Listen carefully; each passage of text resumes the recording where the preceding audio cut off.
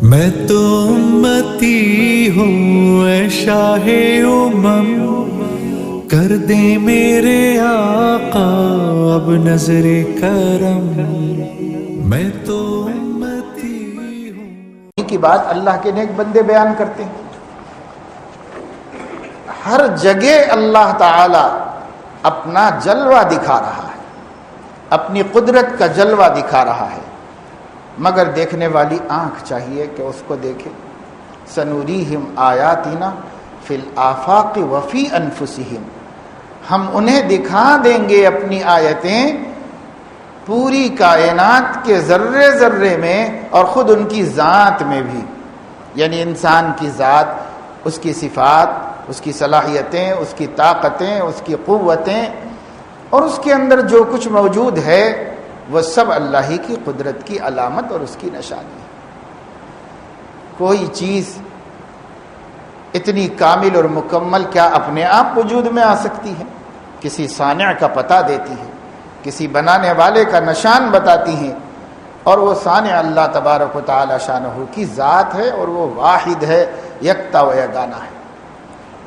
تو اللہ نے فرمایا کہ نشانیاں تو ہم نے بہت پھیلائی، بڑے بڑے علم والوں کے لیے بھی بڑی باریک سے باریک تر نشانیاں کائنات میں موجود ہیں، چھوٹی موٹی عقل والوں کے لیے بھی نہایت واضح، روشن اور موٹی موٹی نشانیاں اس کی قدرت اور اس کی وحدانیت کے ثبوت کی کائنات میں موجود ہیں۔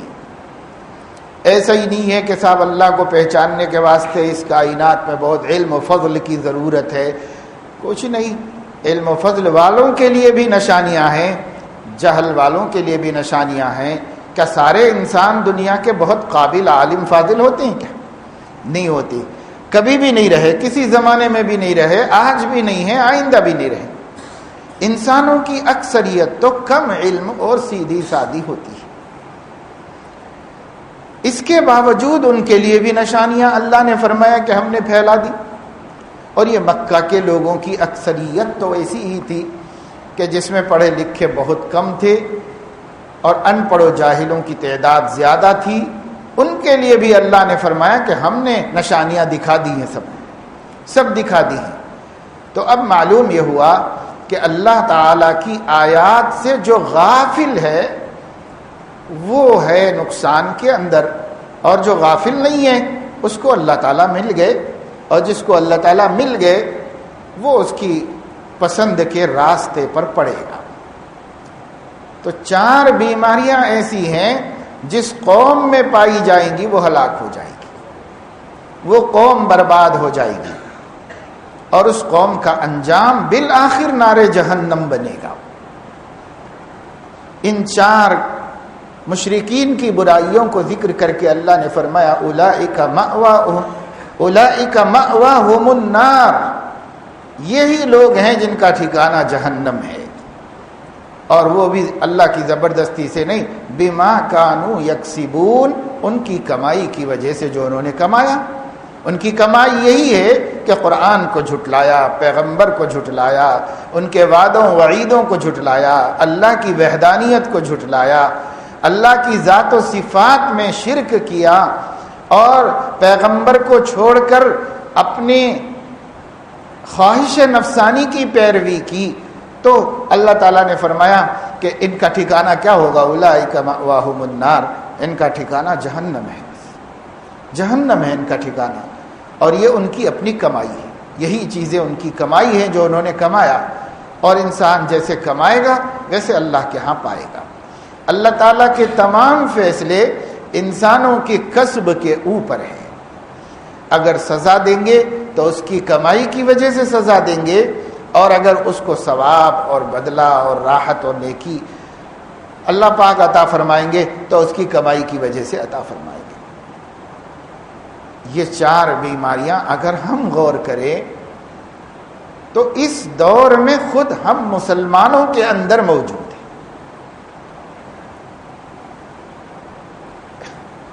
یہی کہ ہمیں اللہ تعالیٰ سے ملنے کا یقین ایمان کے درجے میں تو ہے، یقین کے درجے میں نہیں۔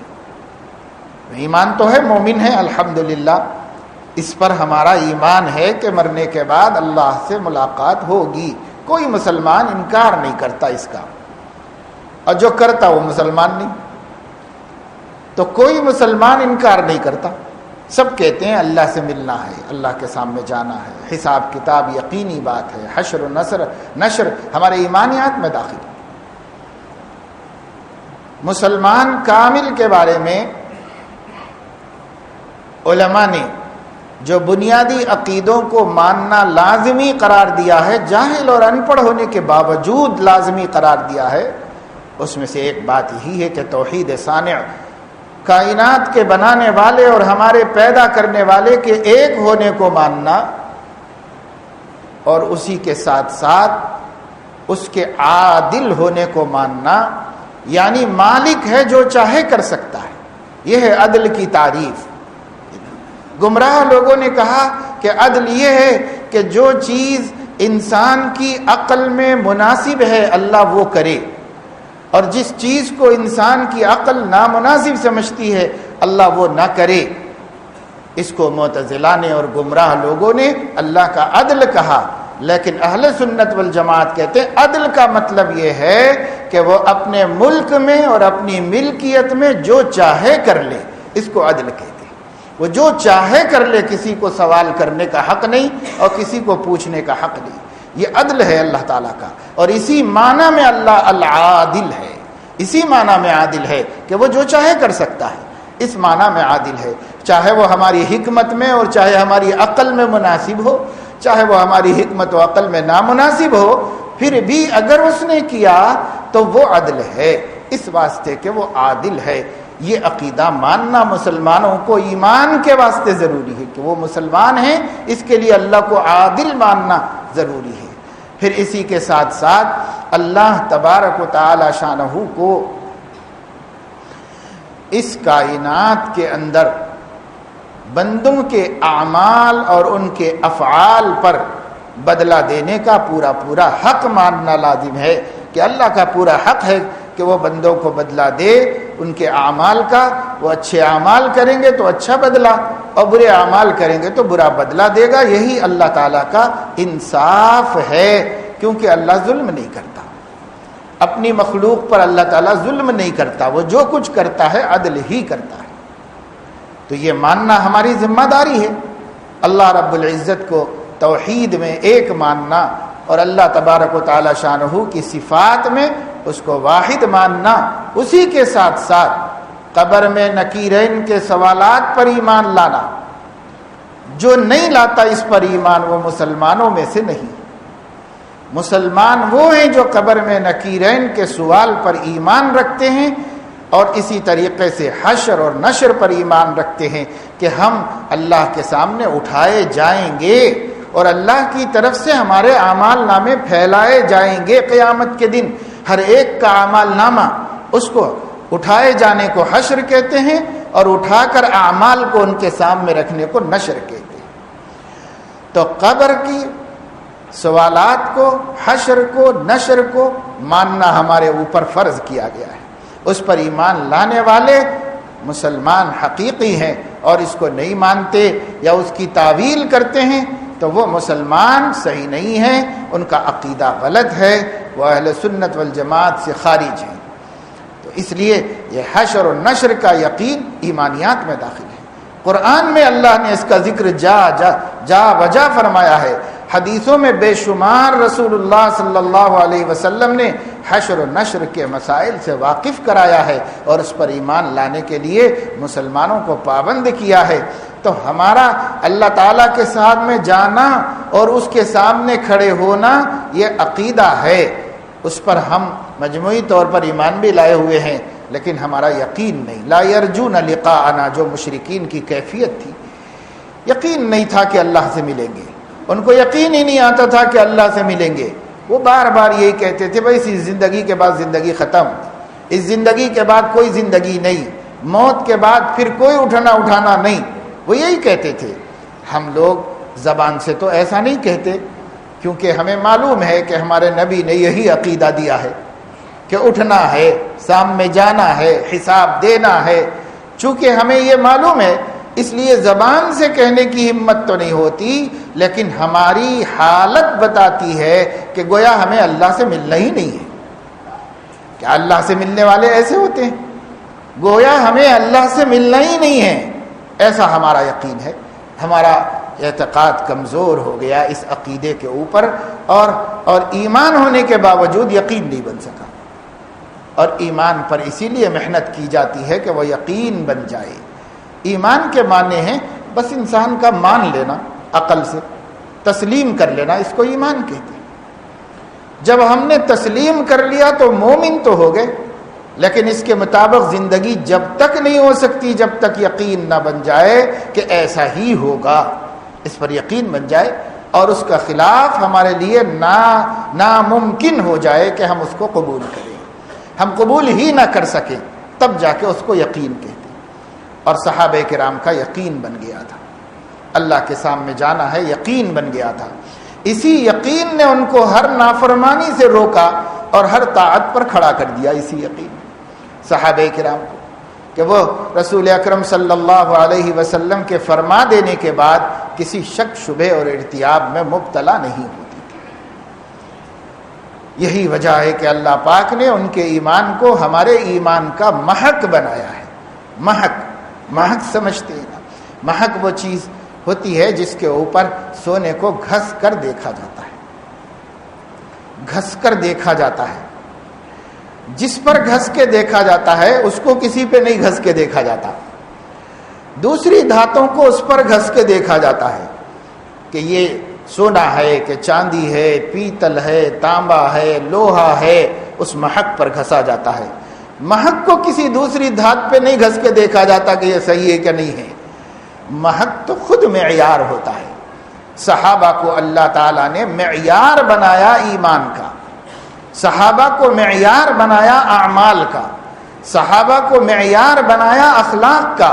وہ محک ہیں۔ ہر قوم، ہر نظریہ، ہر جماعت، ہر پارٹی، ہر خیال کو صحابہ پہ گھس کے دیکھا جاتا ہے۔ اگر وہ صحابہ کرام کے موافق ہیں تو ان کا معتبر ہوتا ہے ایمان اور ان کا یقین اور ان کا دین اور ان کے اخلاق اور ان کے اعمال، اور اگر اس کے موافق نہیں ہے تو پھر وہ کھوٹے قرار دیے جاتے ہیں، وہ کھرے نہیں ہوتے۔ کھرے وہی ہوتے ہیں جو ان کے مطابق ہوں اور ان کے موافق ہوں۔ اس لیے صحابہ کو جو ایمان ملا تھا وہ یقین کا مرتبہ رکھتا تھا، یقین کا مرتبہ رکھتا تھا۔ ابھی 1:20 تک چلے گا یہ پروگرام، آپ کو شاید علم نہیں، اس لیے آپ بار بار ادھر ادھر متوجہ ہو رہے ہیں بچے، اور اگر پیروں میں تکلیف ہو تو ذرا کرسی پر بیٹھ جائیے، آرام سے بیٹھ جائیے کرسی پر۔ تو محک بنایا گیا صحابہ کرام کو، تو صحابہ کرام رضوان اللہ علیہم اجمعین جو ہیں ان پر ہی دیکھا جائے۔ اگر ہماری زندگی ان کے مطابق ہے تو اللہ کے ہاں معتبر ہے، اور اگر ہماری زندگی ان کے مطابق نہیں ہے تو پھر اللہ پاک کے ہاں معتبر نہیں ہوگی ہماری زندگی، اس کو کامیابی کا وسیلہ نہیں کہہ سکتے۔ اس لیے مسلمان کو ایمان لانا یہ پہلا عمل ہے۔ اس پہلے عمل کے بعد ایمان کو حضرات صحابہ کرام جیسا بنانے کی کوشش کرنا، یہ اس کے بعد کی ذمہ داری ہے۔ یہ ذمہ داری موت تک چلے گی، یہ ذمہ داری کبھی ختم نہیں ہو سکتی۔ اگر ہم اس سے غافل ہوتے ہیں تو ہمارا دین معیار صحابیت سے نیچے چلا جائے گا، اور نیچے جائے گا تو اللہ کے ہاں اعتبار حاصل نہیں کر سکتا۔ اللہ تعالیٰ کے ہاں اعتبار اسی کے مطابق ہوگا۔ فَإِنْ آمَنُوا بِمِثْلِ مَا آمَنْتُمْ بِهِ فَقَدِ اهْتَدَوْا، اے صحابہ اگر کوئی بھی قوم تمہارے ایمان لانے کی طرح ایمان لائے گی تو ہدایت پائے گی، اور تمہارے ایمان کی طرح ان کا ایمان نہیں ہوگا تو بے ہدایت ہوگی، وہ ہدایت والی نہیں کہلائے گی، وہ گمراہ کہلائے گی۔ وہ قوم جو تمہاری طرح ایمان لائے وہ ہدایت والی ہوگی۔ تمہاری طرح ایمان لانے کا کیا مطلب ہے؟ مطلب یہ ہے کہ صحابہ کرام حضرت نبی کریم صلی اللہ علیہ وسلم کی اتباع میں کسی چیز کو دخل نہیں دیتے تھے، اپنی عقل کو بھی دخل نہیں دیتے تھے۔ وہ اتباع کامل کے خوگر تھے، اور وہ بحث مباحثہ بھی نہیں جانتے تھے۔ وہ تو صرف یہ دیکھتے تھے کہ آقا صلی اللہ علیہ وسلم کس طرح ایمان کی زندگی گزار رہے ہیں، ہمیں بھی ایمان والی زندگی اسی طرح گزارنا چاہیے، کوئی دوسرا ہمارے سامنے اسوہ نہیں، اسی طرح ہمیں بھی زندگی گزارنا چاہیے۔ تو وہ صحابہ کرام کی زندگی اتنی معیاری زندگی ہو گئی کہ جب رسول اللہ صلی اللہ علیہ وسلم نے فرمایا کہ میری امت بہک جائے گی، بہت سی چیزوں میں بھٹک جائے گی، پھر امت کے خیالات منتشر ہو جائیں گے،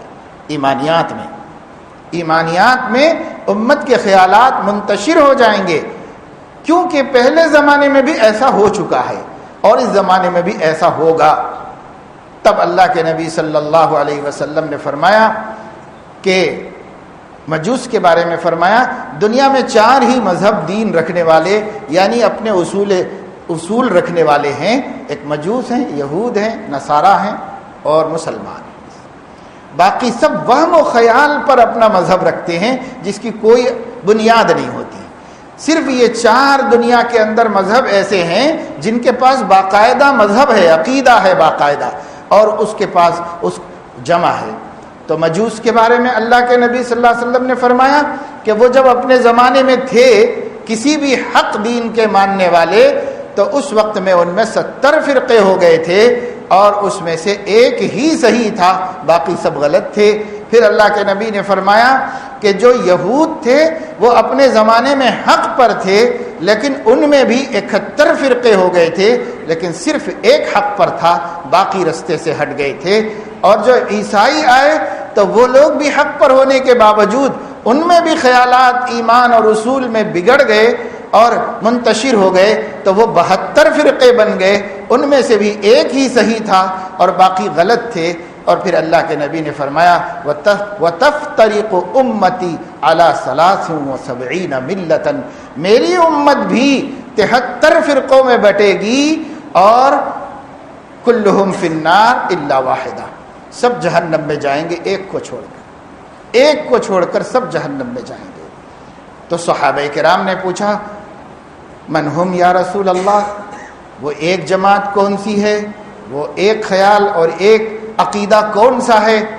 تو اللہ کے نبی صلی اللہ علیہ وسلم نے فرمایا ما انا علیہ و اصحابی، جس پر میں ہوں اور میرے صحابہ ہیں، بس یہ معیار بنایا رسول اللہ صلی اللہ علیہ وسلم نے حق کا۔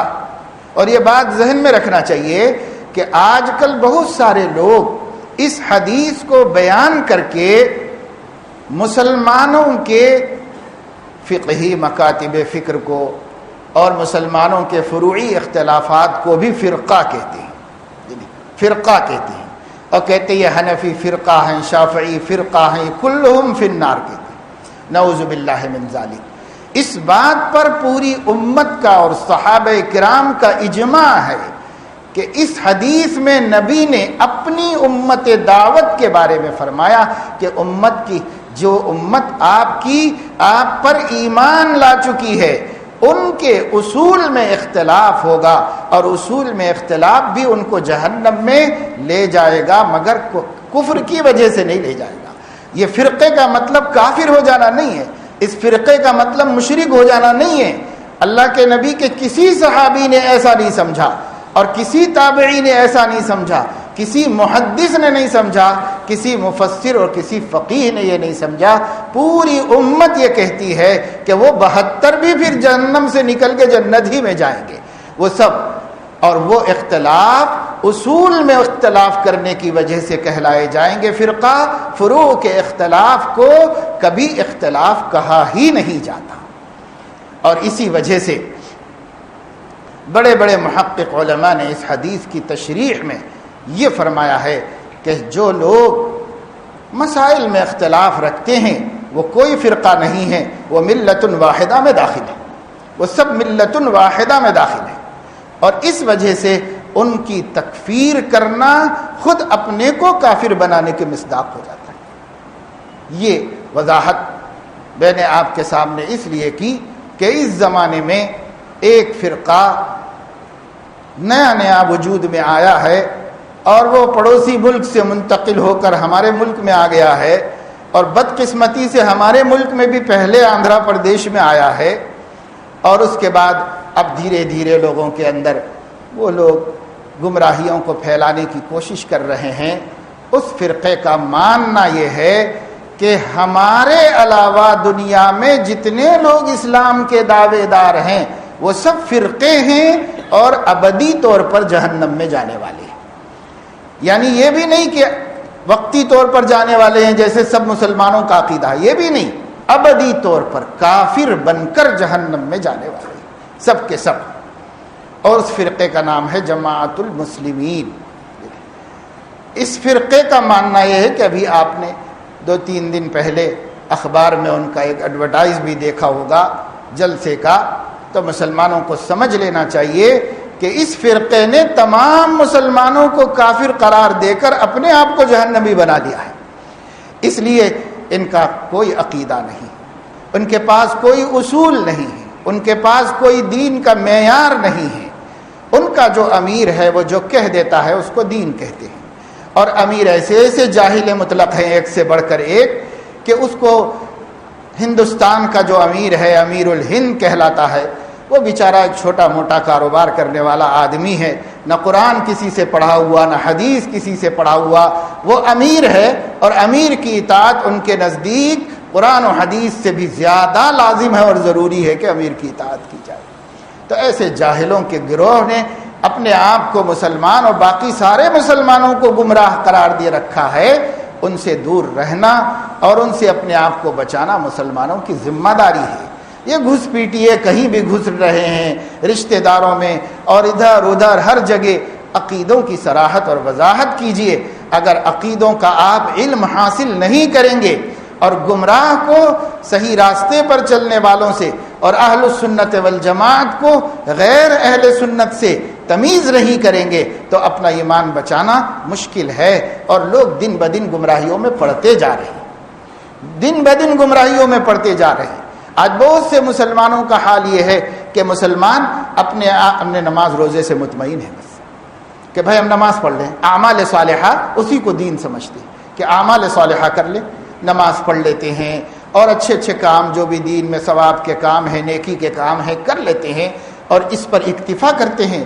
ماشاءاللہ یہ اچھی چیز ہے، اس کا انکار نہیں، یہ ہونا ہی چاہیے، لیکن یہ یاد رکھیں کہ اگر آپ علم حاصل نہیں کریں گے اور اہل السنت والجماعت جو جماعت حقہ اور الا واحدہ کا مصداق ہے، شروع سے لے کے اب تک ان کے بنیادی عقائد کیا ہیں اس کو نہیں جانیں گے تو جو ان کے خلاف ہیں ان کو بھی نہیں جان سکیں گے۔ اس لیے ان کا جاننا مسلمان پر ضروری ہے۔ اگر وہ نہیں جانتا تو یہ نماز روزہ جب تک چلے گا، لیکن اگر کوئی دوسرا شخص گمراہی کی دعوت دے گا تو اس کی نماز اس کو اس گمراہی سے نہیں بچائے گی۔ اگر اس کو کوئی گمراہی کی دعوت دے گا تو اس کے روزے اس کو گمراہی سے نہیں بچائیں گے۔ اس لیے کہ اصل چیز یہ ہے کہ آدمی اپنے عقیدے کو صحیح سالم رکھے، عقیدے کو صحیح سالم رکھ کر تھوڑا عمل بھی اللہ کے ہاں قبول ہو جائے گا، اور عقیدہ خراب ہے تو بڑے بڑے اعمال، پہاڑوں جیسے اعمال بھی اللہ کے ہاں رد ہو جائیں گے اور منہ پر مار دیے جائیں گے، اس کی کوئی اہمیت نہیں۔ اس لیے مسلمانوں پر واجب ہے اور لازم ہے کہ وہ معتبر علماء کرام کے ذریعے اہل السنت والجماعت کا وہ عقیدہ جو صحابہ سے اب تک بالاتفاق اور بالاجماع چلا آ رہا ہے، جس سے اختلاف کرنے والے کو ہر زمانے کے مسلمانوں نے الگ کر دیا، اس کو جاننے کی کوشش کریں کہ وہ کیا ہے۔ جب وہ ہمیں مل جائے گا تو ہم اس سے ہٹے ہوئے کو خود بخود چھوڑ دیں گے اور اس کے جال میں نہیں پھنسیں گے۔ اور اس کا آسان طریقہ عام مسلمانوں کے لیے یہ ہے کہ جو لوگ صحابہ کو حجت مانتے ہیں اور صحابہ کے عمل کو اور صحابہ کے قول کو اپنے لیے اسوہ سمجھتے ہیں، وہ تو اہل سنت ہے، اور جو ایسا نہیں سمجھتے وہ اہل سنت سے باہر ہے۔ اور اس وقت جتنے فرقے ہیں وہ سب کے سب صحابہ کے معیار حق ہونے کے منکر ہیں، سب کے سب منکر ہیں سوائے اہل سنت والجماعت کے کہ صحابہ معیار حق ہیں۔ اللہ نے صحابہ کو معیار بنایا، رسول اللہ نے صحابہ کو معیار بنایا، خود صحابہ نے صحابہ کو معیار سمجھا، اور بعد میں تمام امت کے محدثین و فقہا نے صحابہ کو معیار سمجھا۔ تو صحابہ کرام کی معیاریت جہاں مشکوک ہو، جس کو دیکھو کہ وہ صحابہ کے بارے میں تحفظ رکھتا ہے، صحابہ کے بارے میں مخصوص خیالات رکھتا ہے، تو بس وہ حق پر ہے ہی نہیں، وہ گمراہی پر ہے اور وہ رستے سے ہٹا ہوا ہے۔ تو عام آدمی کے لیے یہ ہے، لیکن اس کے علاوہ بھی ضروری ہے کہ ایک دفعہ کم سے کم آپ کسی عالم سے اہل السنت والجماعت کے معیار عقیدے کو سمجھیں کہ بھئی یہ کتنے عقیدے ہیں جو ہمارا امتیاز اور ہماری پہچان ہے، جس سے حق کو حق جانا جا سکتا ہے، یہ جانیں. اور یہ ایسے عقیدے ہیں جس میں امت نے کبھی اختلاف نہیں کیا، ایسے عقیدے ہیں جس میں امت میں اہل سنت والجماعت میں کبھی اختلاف نہیں ہوا. مسئلے مسائل میں بلا شبہ بہت اختلافات ہوئے، لیکن ان عقیدوں میں کبھی اختلاف نہیں ہوا. یہ عقیدے سب کے نزدیک متفق اور مجمع علیہ عقیدے ہیں. میرے دوستوں اور بزرگوں، ہمیں جاننا پڑے گا، اور نہ جانیں گے تو یقین رکھیے کہ کسی بھی گمراہ کے سمجھانے اول نقش جو آپ کے ذہن میں بیٹھے گا آپ اس کو حق سمجھ کر قبول کر لیں گے، پھر واپس آنا ہدایت کی طرف مشکل ہو جائے. ایک دفعہ آدمی بھٹک جاتا ہے تو واپس آنا مشکل ہو جاتا ہے. آج قادیانیوں کو، حدیث کا انکار کرنے والوں کو، اور یہ جیسے جماعت المسلمین کے جدید نئے پیدا شدہ فرقے کو جب ہم اور ہمارے دعات، علماء، محنت کرنے والے لوگ سمجھانے کی کوشش کرتے ہیں تو یہ واپس نہیں آتے، سمجھانے کی کوشش کرتے ہیں تو یہ واپس نہیں آتے. اس لیے واپس نہیں آتے کہ ان کا معاملہ یہ ہے کہ ان کا وہ پہلا نقش ہے اور پہلا نقش مضبوط بیٹھا ہوا ہے. اب دوسری بات سننے کے لیے وہ تیار نہیں ہوتی، دوسری بات سمجھنے کے لیے وہ تیار نہیں ہوتی، حالانکہ پہلا نقش ان کا غلط بیٹھ گیا. اس کے باوجود، اور یہ ہر بھٹکنے والے کی پہلی علامت ہے، سب سے پہلا اسلام میں مسلمانوں سے علیحدہ ہونے والا فرقہ جو ہے وہ خوارج کا ہے، جو سیدنا حضرت علی کرم اللہ وجہہ کے زمانے میں نعوذ باللہ حضرت علی کو کافر قرار دے کر الگ ہو گیا تھا. اس میں ایک صحابی بھی نہیں تھے، اس میں ایک بھی صحابی نہیں تھے، سب کے سب الگ ہو گئے تھے. یہ 12,000 مسلمان تھے جو حضرت علی کو کافر قرار دے کر الگ ہو گئے تھے. ان کو سمجھانے کے لیے حضرت عبداللہ ابن عباس رضی اللہ تعالیٰ عنہ گئے اور جا کر صبح سے شام تک ان کو سمجھایا. حدیث کی کتابوں میں حضرت عبداللہ ابن عباس کے سمجھانے کی پوری تفصیل موجود ہے. انہوں نے پہلے ان سے پوچھا کہ تم لوگ کیا کہنا چاہتے ہو، تمہارے دل میں کیا باتیں ہیں، ذرا ہمارے سامنے ذکر تو کرو. تو انہوں نے اپنی باتیں بیان کی اور حضرت عبداللہ ابن عباس نے سب سنا، بیچ میں جواب نہیں دیا، سب باتیں سنی. اور سننے کے بعد فرمایا کہ اگر میں ان باتوں کا جواب اور تمہارے اس خیال کا غلط ہونا اور اللہ کی کتاب نبی کی سنت سے ثابت کر دوں تو تم قبول کر لو گے؟ تو انہوں نے کہا کہ کیوں نہیں قبول کریں گے، ہم برابر قبول کریں گے، ہم اللہ کی کتاب اور نبی کی سنت ہی کو تو دین سمجھتے ہیں، ہم ضرور قبول کریں گے.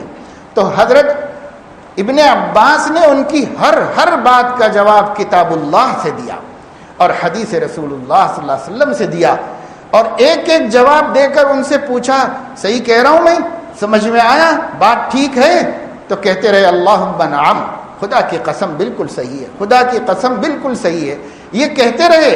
لیکن جب حضرت علی رضی اللہ تعالی حضرت عبداللہ ابن عباس نے اخیر میں فرمایا جب سب صحیح ہے اور تمہاری سب باتوں کو میں نے کتاب و سنت سے غلط ثابت کر دیا تو اب چلو واپس حضرت علی کی طرف اور توبہ کر کے مسلمانوں میں شامل ہو جاؤ. تو انہوں نے کہا کہ نہیں، ہم اس کے لیے تیار نہیں ہیں. کچھ لوگ واپس آئے اور اسلام میں داخل ہو گئے. پھر جب حضرت علی کو معلوم ہوا تو حکم دیا جہاد کا اور ان سے قتال کر کے ان کو قتل کر دیا. تو دیکھیے جب ایک دفعہ آدمی کے دماغ میں بات بیٹھ جاتی ہے سچی بات کو بھی قبول نہیں کرتا. ایک صحابی قرآن حدیث اس کو سمجھا رہے ہیں لیکن اس کے باوجود قبول نہیں کرتا. ایسا صحابی جس کے بارے میں نبی نے فرمایا کہ ان کو اللہ نے کتاب کا علم دیا، نبی کی دعائیں ان کے ساتھ تھیں. حضرت عمر رضی اللہ تعالیٰ عنہ ان کے نوجوان ہونے کے باوجود بڑے بڑے صحابہ کے ساتھ مشورے میں بٹھایا کرتے تھے. ایسے علم و فضل والے صحابی رسول جنہوں نے اللہ کے نبی کو دیکھا، جنہوں نے قرآن نبی سے سنا، وہ سمجھا رہے ہیں اور یہ بات کے مسلمان ماننے کے لیے تیار. تو معلوم یہ ہوا کہ آدمی کو پہلے سے صحیح علم نہیں ہوتا تو بعد میں جو علم آ کے دماغ میں بیٹھ جائے گا اس کو نکالنا اور کھرچنا مشکل ہو جائے گا. اس لیے دوستو جو ہدایت پر باقی رہنے کے آرزو مند ہیں اور جو ہدایت پر مرنا چاہتے ہیں ان کو چاہیے کہ پہلے علماء سے مسلمانوں کے عقیدے کیا ہیں اس کو معلوم کر لیں. ورنہ چاروں طرف سے جو گمراہی کی دعوتیں چل رہی ہیں، یہ دعوتیں اور تحریکیں پتہ نہیں کس کو کب مرنے سے پہلے گمراہی اور جہنم کی طرف لے کر چلے جائیں گے، ہم نہیں کہہ سکتے، کوئی ضمانت نہیں۔ اس لیے علم روشنی ہے اور جہل اندھیرا ہے۔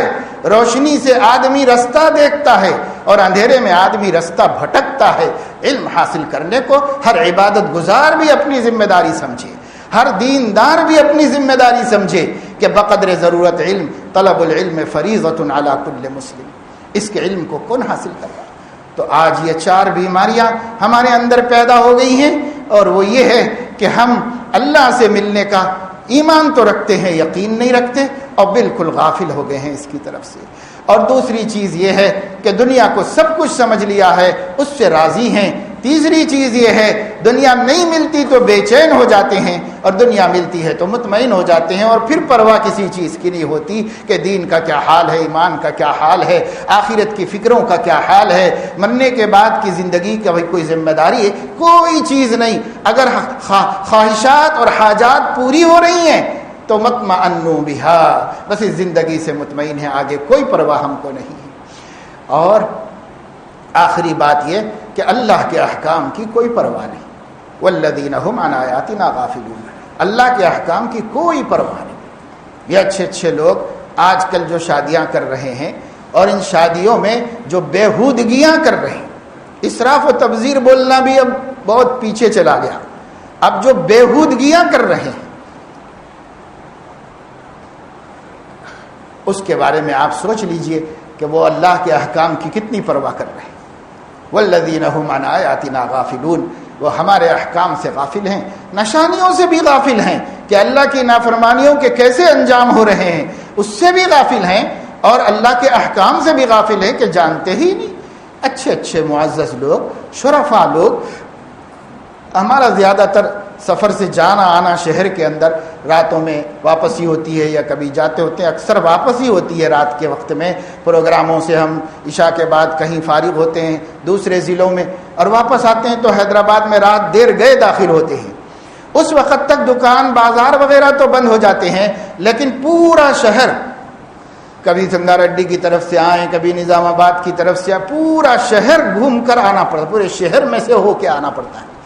ہر طرف جدھر جاؤ شادی خانے آباد رہتے ہیں، اور اس کے اندر روڈوں کے اوپر باراتیں جاتی رہتی ہیں، اور جو بےہودگیاں نظر آتی ہیں اس میں لوگوں کو دیکھ کے سمجھ میں آتا ہے کہ یہ سب جھوپڑ پٹی کے لوگ نہیں ہیں، معزز خاندانوں کے اور پڑھے لکھے گھرانوں کے بھی لوگ ہیں، لیکن کرتے وہ حرکتیں ہیں جنہیں دیکھ کر حیا سر پیٹتی ہے، وہ حرکتیں کرتے رہتے ہیں، اور سمجھتے یہ شادی ہو رہی ہے۔ یہ کاہے کی شادی ہے بھائی؟ یہ کوئی شادی ہے کیا؟ شادی ہے کہ اللہ کا حکم ہے، جس نبی نے سنت کہا ہے، اور تم نے رقے میں النکاح من سنتی کی جو حدیث نقل کی ہے، اس نبی نے سنت کو پورا کرنا بھی سکھایا ہے کہ کیسے پورا کیا جائے، تو وہ تو ہمیں نہیں چاہیے۔ ہاں شادی چونکہ اپنے مطلب کی چیز ہے تو النکاح من سنتی، النکاح من سنتی خوب شور مچا رہے، اور اگر وہی نکاح کیسے کرنا چاہیے وہ سنت ہمارے مطلب کی چیز نہیں ہے تو ہرگز نہیں چاہیے۔ کوئی بتا دے تو وہ بھی برا ہے، وہ بھی برا ہے۔ ناصحہ مت کر نصیحت، جی مرا گھبرائے ہے، میں اسے سمجھوں دشمن جو مجھے سمجھائے ہے۔ سمجھانے والے بھی برے نظر آ رہے ہیں۔ اس قدر غرور اور استکبار مسلمانوں میں پیدا ہو گیا اللہ کی آیات کے مقابلے میں، اللہ کے احکامات کے مقابلے میں۔ پھر سوچئے کہ اگر ایسی حالت میں اللہ پاک نے ہماری آنکھوں کو دیکھنے دیا ہے، کانوں کو سننے دیا ہے، دل کو دھڑکنے دیا ہے، جینے کا حق دیا ہے، اوپر سے روزی روٹی بھی عطا فرما رہے ہیں، آمدنی اور مال بھی خوب آ رہا ہے، تو سمجھ لو کہ یہ اللہ کی آزمائش ہے، یہ اللہ کی رحمت نہیں، یہ اللہ کی آزمائش ہے، یہ اس کی رحمت نہیں۔ کیونکہ اللہ نے قرآن میں فرما دیا جب لوگ میرے نبی کے پیغام کو بھلا دیتے ہیں تو میں ان پر نعمتوں کے دروازے کھول کر غفلت میں چھوڑ دیتا ہوں۔ اس لیے اس کو ہم کامیابی نہ سمجھیں۔ خوب کاروبار چل رہا، خوب آمدنی ہو رہی، پیسہ بہت ہے، بینک بیلنس ہے، اتنا پیسہ کیا کرنے، ارے بھائی شادی میں نہیں دکھائیں گے دولت تو پھر کب دکھائیں گے؟ اور اس کی وجہ سے لاکھوں روپیہ برباد کر کے مسلمان جو شادی اور شادی خانوں کے معیارات پر پیسہ تباہ کر رہے ہیں، ذرا سوچیں۔ یہ والذین هم عن آیاتنا غافلون اور وطمئنوا بها اور رضوا بالحیات الدنیا اور لا یرجون لقاءنا کا مصداق نہیں ہے تو اور کیا ہے تو یہ حالت مشرکین کی، لیکن آج ہم بھی اسی حالت کی طرف چلے جا رہے ہیں۔ اللہ تعالیٰ اپنے فضل و کرم سے ہم مسلمانوں کو توفیق عطا فرمائے کہ ہم ان بری خصلتوں کو جو جہنم میں جانے کا سبب بتائی گئی ہیں چھوڑ دیں، اور ہمارے اندر اللہ سے ملنے کا یقین پیدا ہو جائے اور اس ملنے کی تیاری شروع کر دیں، اور دنیا کی بے ثباتی کا یقین پیدا ہو جائے اور دنیا کے بجائے آخرت کی فکروں میں اور اس کے اعمال میں ہم لگ جائیں۔ دنیا بقدر ضرورت اور آخرت بقدر ضرورت، اس کی فکر جتنی کرنی ہے اتنی کریں اور دنیا کی جتنی ضروری ہے اتنی کریں، اور اس طرح ہم اپنی آخرت کے بنانے والے بن جائیں۔ اللہ پاک اپنے فضل و کرم سے مجھے آپ کو سب کو توفیق عمل نصیب فرمائے۔ وآخر دعوانا الحمدللہ۔